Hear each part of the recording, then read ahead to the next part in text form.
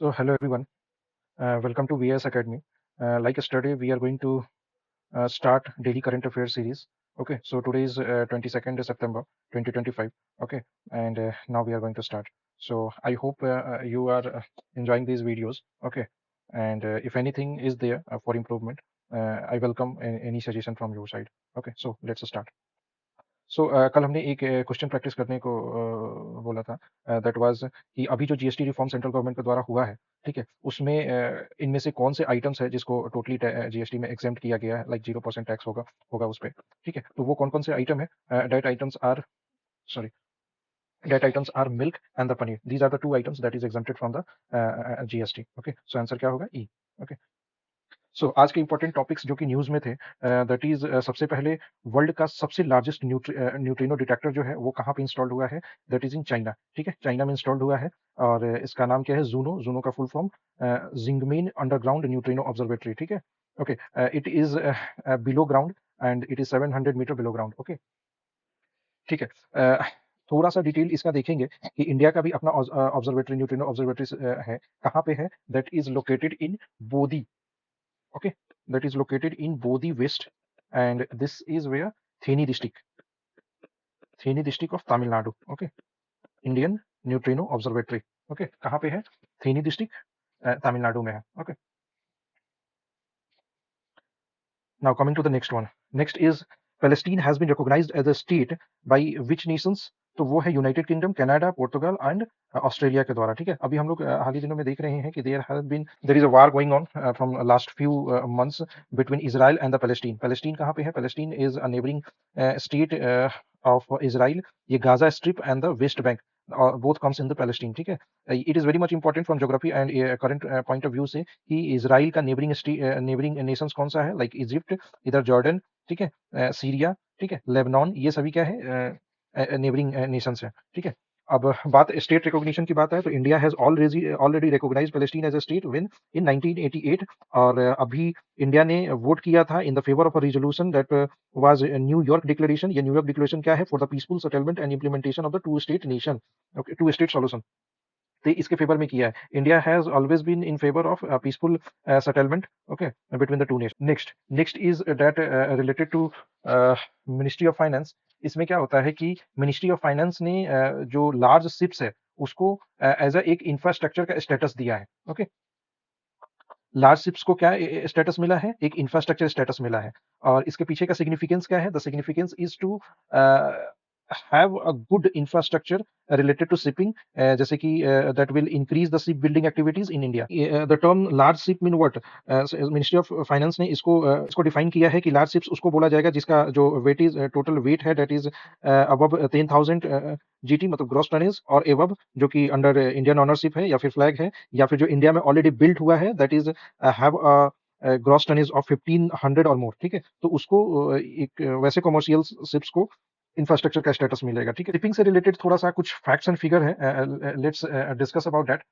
जो इंडिया में शिपिंग है वो क्या है कि हम लोग जो शिप बिल्डिंग एक्टिविटीज है वो वर्ल्ड का 0.2% ही करते हैं, ठीक है? तो इससे हम लोग देख सकते हैं कि हम लोग ये शिप बिल्डिंग एक्टिविटीज में कितने पीछे हैं, ठीक है? दूसरा ये है कि हमारा जो ट्रांसपोर्टेशन होता है दैट इज 95% ऑफ इंडियाज जो ट्रेड है वो इस पे रिलाई करता है। जो फॉरेन ट्रेड होते हैं वो शिप के थ्रू ट्रांसपोर्टेशन में पे डिपेंडेंट रहता है, ठीक है? और उसके लिए अप्रोक्सीमेटली जो 75 बिलियन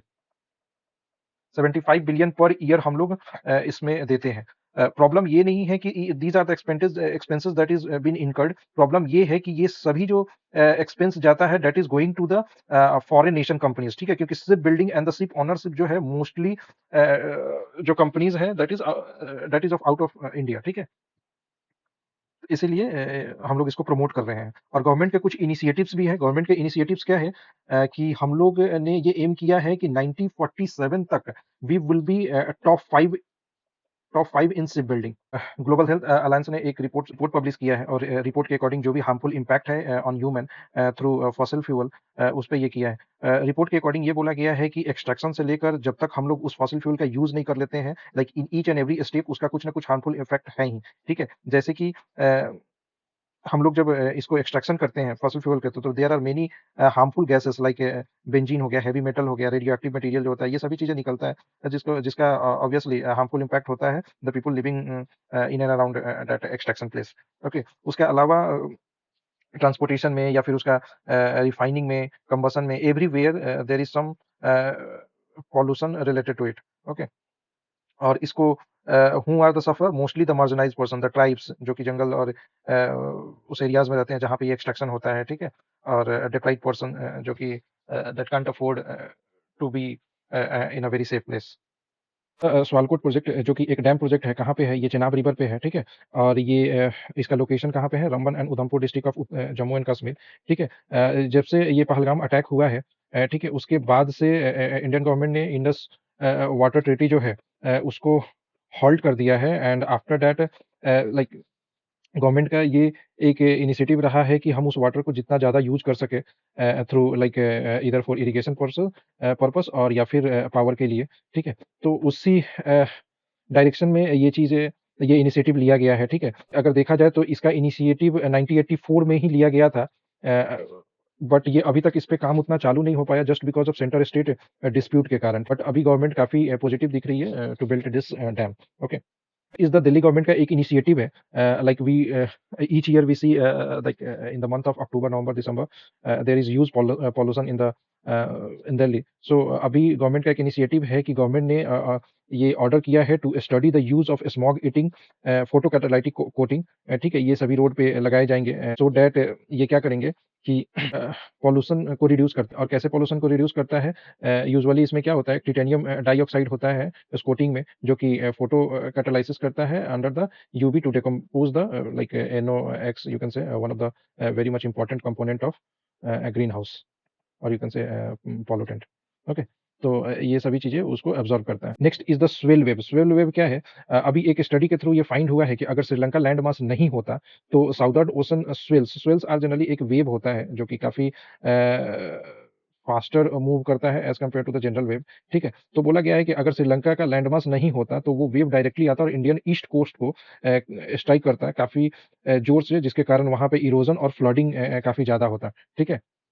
तो स्वेल वेव क्या होता है? स्वेल वेव एक लॉन्ग वेवलेंथ का ओशन वेव होता है जो कि काफ़ी लॉन्ग डिस्टेंस तक चलता है। इससे आप समझ सकते हैं कि श्रीलंका के लाइक बियॉन्ड से वो आएगा और वो ईस्ट कोस्ट ऑफ इंडिया को स्ट्राइक करेगा, अगर लैंड मास नहीं होता है तो। तो ये काफ़ी लॉन्ग डिस्टेंस ये ट्रैवल करता है फ्रॉम इट्स ओरिजिन, ठीक है? इसके अलावा इसका ओरिजिन कैसे होता है? It is generally generated by the wind storm और जो स्ट्रॉन्ग एयर करेंट्स होता है उसके द्वारा, ठीक है? Sometimes like it is that much fast और इतना ज़्यादा लोकल होता है कि ये सैटेलाइट से भी डिटेक्ट नहीं हो पाता है, ठीक है? और इसको हम लोग इंडिया में कल्का डाल वेव्स कहते हैं, ठीक है? तो that is also important. This has been the scientific name has been approved this swell wave जो है, ये नेम जो है has been approved by the UNESCO, ठीक है? अनदर ये एक स्टेट रिलेटेड न्यूज़ है, यूपी गवर्नमेंट का एक यू कैन से स्कीम आता है मिशन शक्ति, ओके? मिशन शक्ति का ये 5th एडिशन है और गवर्नमेंट ने इसको लॉन्च किया है ऑन 22nd सितंबर इसका लॉन्च होने वाला है, ठीक है? जो कि नवरात्रि के साथ कोइंसाइड करता है, ठीक है? इसके पीछे मतलब मोटिव वही है कि टू वुमेन सेफ्टी या फिर उनके एम्पावरमेंट, डिग्निटी और एजुकेशन सब चीज़ से रिलेटेड लाइक यू कैन से ओवरऑल वुमेन एम्पावरमेंट से रिलेटेड है, ठीक है? यहाँ आप देख सकते हैं नारी सुरक्षा, नारी सम्मान, नारी स्वावलंबन ये सभी चीज़ों से रिलेटेड है। इसके लिए एक काफ़ी इम्पोर्टेंट चीज़ है मेनली जो लोग यूपीपीसीएस या फिर यूपी से रिलेटेड एग्ज़ाम्स की प्रिपरेशन कर रहे हैं, उनके लिए काफ़ी इम्पोर्टेंट रहेगा कि कुछ ऑपरेशंस है अंडर मिशन शक्ति। तो जस्ट 1 सेकंड। तो ऑपरेशन शक्ति के अंदर और वो ऑपरेशंस याद करना काफ़ी ठीक रहेगा, जैसे कि operation Garuda that is related to cyber crime operation Bachpan जो कि चाइल्ड रेस्क्यू जो कि किडनैप हो जाते हैं या फिर यू कैन ह्यूमन ट्रैफिकिंग से बचाने के लिए ऑपरेशन बचपन, ऑपरेशन मजनू जो है दैट इज़ अनलॉफुल एक्टिविटीज़ जो करते रहते हैं अगेंस्ट वुमेन उन उसके लिए operation Nasa Mukti that is related to drug offenses, Operation Raksha that is related to curbing illegal activities in hotels and pubs, and the another one is Operation Eagle that is related to uh, offenders. Okay, ठीक है. Next topic is related to world trade report, we all know world trade report is published by home world trade organization WTO, ठीक है, जिसमें कि ये बताया गया है कि कैसे artificial intelligence that is going to transport our global trade और इकोनॉमिक ग्रोथ बाय 2040, ठीक है। तो what would be the impact of AI on trade and economics. तो ये चीजें इस पे दिखाया गया है। ठीक है, बात करें WTO का, WTO 1 जनवरी 1995 में इस्टेब्लिश किया जाता है, ठीक है। और उससे पहले एक एग्रीमेंट होता है जिसके थ्रू ये इस्टेब्लिश होता है, डेट इज मार्राकेश एग्रीमेंट, जो कि 1994 में होता है। WTO एक आगे सक्सीड करता है, पहले वो गाटा था, general agreement on tariff and trade, और उसी के थ्रू ये WTO का फॉर्मेशन हुआ है। WTO का हेडक्वार्टर का बात किया जाए तो ये जेनेवा सिटी में है, कहाँ पे, स्विट्जरलैंड में। और इसके अभी जो करंट के डायरेक्टर जनरल है, that is Ngozi Okonjo Iweala, जो नाइजीरिया की है, and she is economist as well, और वहाँ की formal I think finance minister है थी। द नेक्स्ट इज विवो ट्राइब। विवो ट्राइब क्या है? विवो ट्राइब एक सेमी नोमैडिक ट्राइब है। कहाँ पे? जनरली ये झारखंड और कुछ parts of smaller parts Chhattisgarh, Orissa और वेस्ट बंगाल में है। और यहाँ पे क्या होता है कि ये ट्राइब न्यूज़ में क्यों है? क्योंकि झारखंड में एक जगह है दैट इज़ फुलवारिया, एंड जो कि कोडरमा डिस्ट्रिक्ट में आता है। और यहाँ पे अभी तक दैट इज़ वेरी अनबिलीवेबल, या फिर काफ़ी ये एक्सेप्शनल न्यूज़ है कि वहाँ आज तक, अभी तक इलेक्ट्रिसिटी नहीं गया था, जो कि अब जाके आफ्टर 18 इयर्स ऑफ डार्कनेस के बाद अभी जाके उन लोग को इलेक्ट्रिसिटी मिला है, ठीक है? और that is through this Ujjwala Yojana, we all know it, okay. विवोर ट्राइब की बात किया जाए तो ये एक सेमी नोमैडिक ट्राइब है, जो कि झारखंड, छत्तीसगढ़, उड़ीसा और वेस्ट बंगाल में इनके पॉपुलेशंस हैं। और ये पीवीटीबीजी में इनको इंक्लूड किया गया है, ठीक है? They belong to proto Australoid racial, and they practise animism and Hinduism, ठीक है। The next you can say from the personality is that Shri Narayana Guru, he belongs to Kerala, ठीक है। और अभी उनका 98 समाधि दिवस मनाया गया है इन केरला, ठीक है। ये एक सोशल रिफॉर्मर थे, फिलोसोफर थे, एंड स्पिरिचुअल लीडर थे, ठीक है, जिन्होंने कास्ट सिस्टम को लाइक चैलेंज किया था। और उन्होंने एक रिवोल्यूशनरी फिलॉसफी लाया था कि one cast one religion one God for all, ठीक है। ये काफी इंपॉर्टेंट है, one cast one religion one God for all, ठीक है। ही एस्टैब्लिश, उन्होंने एक एस्टैब्लिश किया था एक institution, that is Shri Narayana Dharma Paripalana Yogam, ठीक है, that is to empower the underprivileged and those who come from the you can say lower section of the society. Next is a practice question that I would request कि go through it, and in the next session we will discuss this question.